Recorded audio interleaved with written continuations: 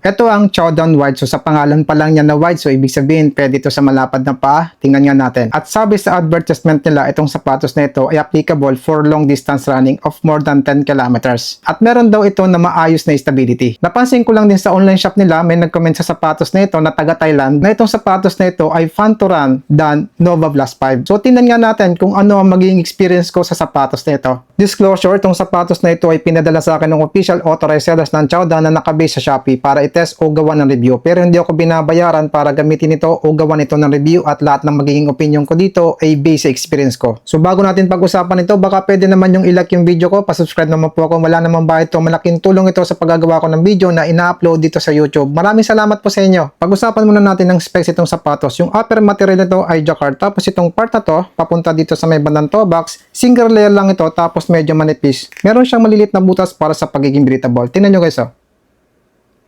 Dito naman sa may bandang part ng sakong, double layer na siya at medyo makapal. Ito naman tokop niya, medyo matigas. Hindi naman sobrang tigas.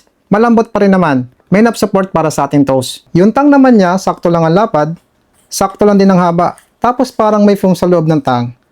Pero hindi siya ganun kakapal, malambot. Meron itong 1, 2, 3, 4, 5, 6, 7 lacing holes. So mayroon 17 lacing holes. Kung sakaling maluwag ito sa inyo, mahigpitan nyo ng maayos. Or mako-customize nyo yung pagtali dito para may lock nyo ng maayos yung paa nyo dito sa loob ng sapatos. Meron ding strap dito sa loob ng sapatos na connected dito sa tang. So nakakatulong yung strap na yan para may lock ng maayos yung paa natin dito sa loob ng sapatos. Yung sintas naman ito, parang medyo maiksi kung ilalagay natin sa pampitong lacing holes. Dito sa collar lining niya, dito sa gilid, hindi masyado makapal yung foam, pero malambot. Dito naman, medyo makapal yung foam dito sa gitna. Malambot. So nakakatulong ito para maging comfortable yung paa natin, lalo na dun sa may bandang Achilles. Meron siyang heel counter, so hindi basta-basta dudulas yung heel mo dito kapag tumatakbo ka. Dito sa back, malambot dito sa may bandang taas. Dito sa baba, matigas. So nakakadagdaglak ito sa ating heel. Kumbaga hindi basta-basta gegewang kapag tumatakbo tayo. At meron itong reflectorized design. So, extra visibility yan kapag tumatakbo tayo sa kalsada, lalo na kung madilim.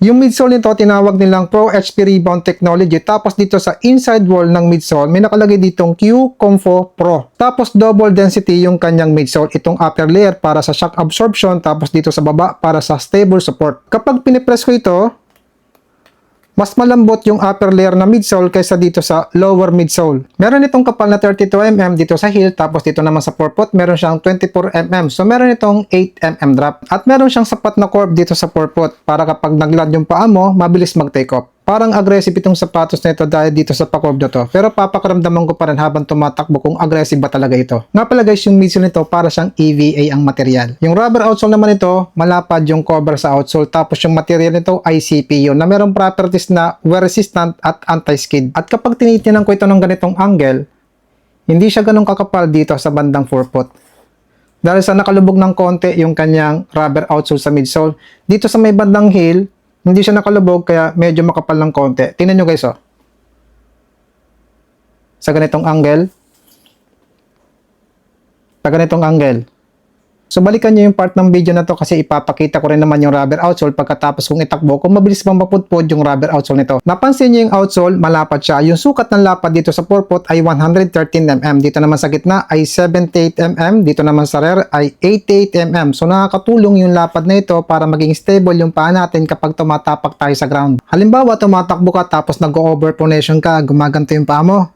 Hindi na siya basta-basta mag-overpronation kasi malapad yung outsole, masasalo na kagad niya yung movement ng overpronation. Sa mga supination na katulad ko, basic experience ko kapag malapad ng outsole, so kapag tumapak tayo supination yung gilid. So hindi diretso ng ganito. Dahil sa malapad yung outsole, mabilis maglaland itong gilid.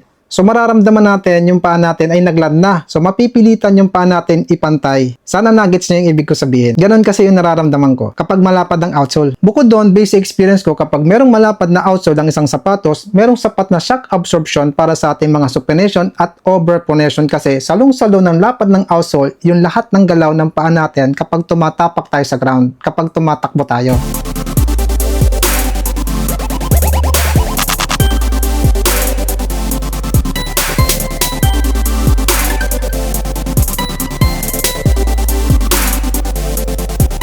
Ito naman ang kanyang insole. Nga pala guys, hindi basta-basta yung insole na ito. Ito ay super critical. So, ibig sabihin, para siyang midsole. Tapos, makapal siya. Malambot. Yung pagiging malambot niya, mabilis bumalik. Tapos, yung kapal ng insole nito dito sa bandang forefoot ay 5 mm. Ang taas ng support sa arch. Pa-curve dito sa heel. So, nakakadagdaglak ito sa ating heel. Makapal din dito sa heel. Malambot. Mabilis din bumalik. So, tingnan natin kung ilang grams ito sa size 7.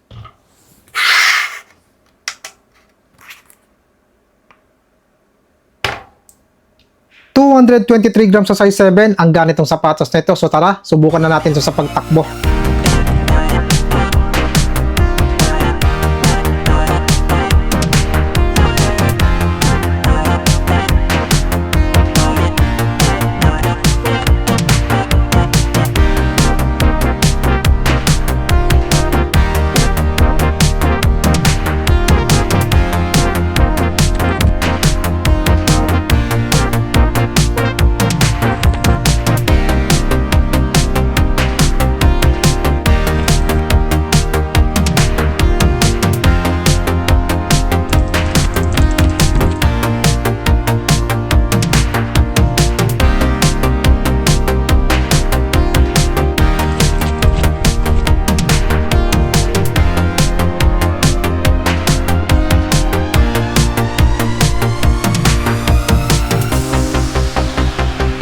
Totoo yung comment ng taga Thailand na itong sapatos na ito ay fun to run. Yung ginawang takbo ko dito ay tempo run. So 20 minutes warm up. Nagpe-pace ako dito ng 5 minutes and 40 seconds. Tapos speed run. Ang target pace ay 420 to 450 na pace. Nakatarget naman tayo dun sa pacing. Tapos yung cooldown ay 15 minutes. Nagpe-pace ako dito ng 620 per kilometer. So naka 12 kilometers ako dito. Oras 1 hour and 5 minutes. Average pace 5 minutes and 23 seconds. Average HR 147 BPM. Pag-usapan muna natin ang fitting nito sa pako. Dito sa toe box, yung footbed niya malapad. Pero yung upper layer, hindi siya ganon kaluwag.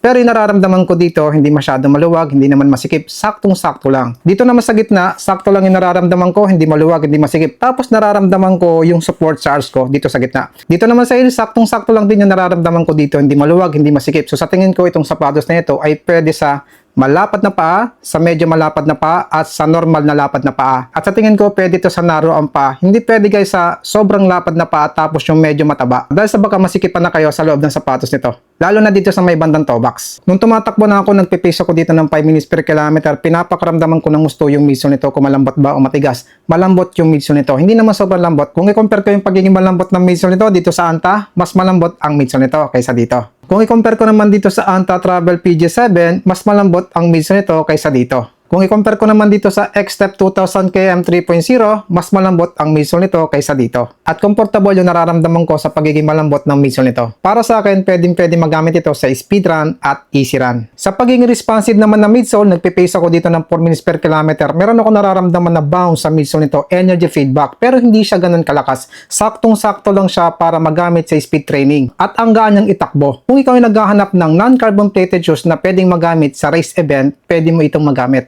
Yung reaction kasi guys ng midsole nito kapag nape-press ng paa ko habang tumatakbo ko na mabilis, hindi masyadong nag-i-spread.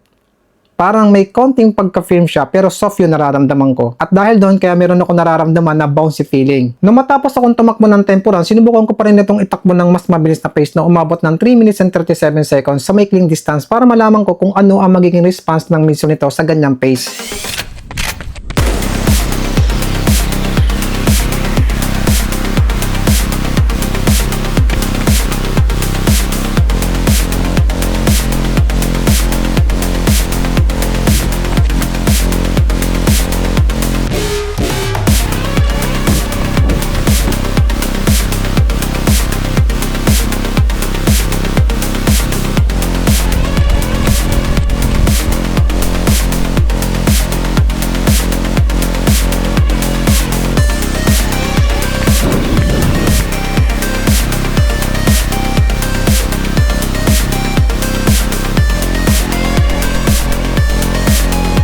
At yes, responsive pa rin yung midsole nito sa ganyang pace. Pero hindi siya sinlakas ng merong carbon plate na sapatos. Sa pagiging stable naman ito, ang stable nito sa pantay na kalsada, idinaan ko naman ito sa palikong kalsada tapos pataas.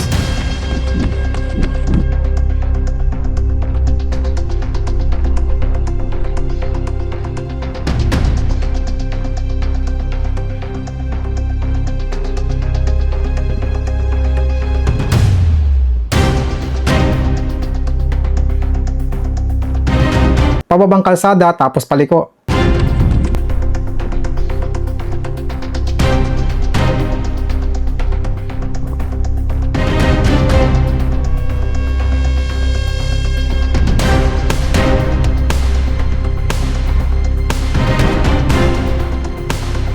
Stable pa rin yung nararamdaman ko dito. Hindi ako nakakaramdam ng gumigewang yung pako dito at nakalak ng maayos yung pako dito sa loob ng sapatos kasi hindi masyadong paumbok yung kanyang upper layer. Nakatulong din yung malapad na outsole para magkaroon nito ng maayos na stability. So sabi nila ito daw ay stability shoe pero para sa akin parang neutral shoe pa rin ito na merong maayos na stability kasi tingnan nyo guys oh.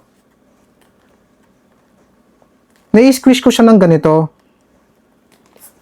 Tapos nabebend ko siya ng ganito, papunta dito sa may gitna. So sa pagkakalam ko kapag stability shoe, talagang firm ito, matigas talaga to. Hindi mo to may squeeze.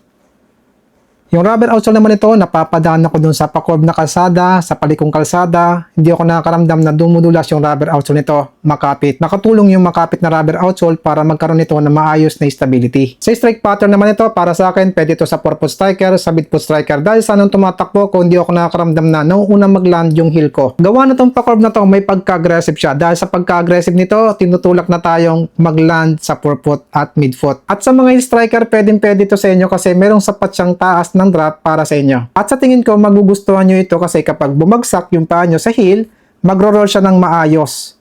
Gawa na tong pakurb na to. Sa 12 km tempo run ko dito, meron pa rin ako nararamdaman na bounce sa midsole nito. So sa tingin ko, pwedeng maitakbo ito ng half marathon. At lalo na kung ikaw ay magaan na katulad ko. Bakit ko nasabi na 12 km lang yung tinakbo ko dito at pwede itong maitakbo ng half marathon? Dahil sa speed run yung ginawa ko dito. Mas stress yung kanyang midsole. Pero kung ikaw ay overweight, sa tingin ko, pwede ito ng 16 km sa inyo. Pag-usapan natin ang durability nitong sapatos. Unahin natin dito sa rubber outsole niya. So, naka 12 km tempo run ako dito at naglakad pa ako ng 3 km. Total distance, 15 km. Ito na nangyari sa rubber outsole niya. So, merong konting-konting gasgas dito. Nandito pa yung pattern. Meron pa rin konting-konting gasgas dito sa may bandang heel, dito sa gilid. Nandito pa rin yung pattern. Dito, walang masyadong gasgas dito sa gitna. So, sa tingin ko, yung rubber outsole niya ay matibay. Pero kung palagi nyo gagamitin ito sa speedrun, mabilis mapudpod yung rubber outsole nito. Lalo na kung ang tinatakbuhan nyo ay yung semento na matalas. Pero depende pa rin yan sa foot strike nyo. Halimbawa, yung foot strike nyo ay pantay, hindi supination at hindi nag-overpronation, tatagal yung rubber outsole nito. Kung halimbawa naman napudpod na yung gilid dahil supination ka, no? At ito'y buo pa, stable pa, pwede pa rin naman itakbo yan. Para sa akin. At kung halimbawa naman na overpronation ka, napudpod ito, itong gilid na to, at stable pa yung sapatos, para sa akin, pwede pa rin may itakbo yan. Ito naman na nangyari sa midsole niya, meron ditong konting bitak-bitak, pero hindi siya ganun kalalim. Dito sa inside wall ng midsole, may konting bitak-bitak dito, pero hindi din siya ganun kalalim. So sa tingin ko, yung midsole nito ay matibay. So tingnan naman natin guys, ang dikit ng upper layer tapos ng midsole kung nawala na. Unahin natin dito sa may bandang toe box. Nakadikit pa. Dito sa gitna, nakadikit pa rin. Dito sa may bandang heel, nakadikit pa rin. Dito sa back, nakadikit pa rin. Dito sa inside wall, nakadikit pa rin. Dito sa gitna, nakadikit pa rin. Dito sa may bandang toe box, nakadikit pa rin. Dito sa front, nakadikit pa rin. So, matibay yung mga dikit nito. Pag-usapan naman natin na nagustuhan ko sa sapatos na ito at hindi ko nagustuhan, unahin ko na sa nagustuhan ko. Unang-una, nagustuhan ko na ang gaan niyang itakbo. Pangalawang nagustuhan ko dito, yung upper layer niya. Napaka-breathable kasi nung tumatakbo ko na mabilis, hindi ako nakakaramdam na umiinit yung pako dito sa loob ng sapatos. Pangatlong nagustuhan ko dito, pwede siyang may takbo ng mabagal na pace at mabilis na pace. At para sa akin, itong sapatos na ito ay all-rounder daily trainer running shoes. Pangapat na nagustuhan ko dito, kahit na hindi ko ginamit yung pampitong lacing holes, nakalak pa rin ng maayos yung pako dito sa loob ng sapatos. At ang panglimang nagustuhan ko dito yung kanyang mga material. Nasa 2,000 plus lang ito, pwede mo itong itapat sa mga big brand running shoes na pagkamamahal. Ang hindi ko nagustuhan sa sapatos na ito, meron siyang pampitong lacing holes, butas yung nandito sa labas, pero dito sa loob, walang butas. So tayo ang magbubutas nito. Tingnan nyo guys, oh. Ito yung pampitong lacing holes. Tapos ito yung pang-anim na lacing holes. Wala. Ito yung pang-anim.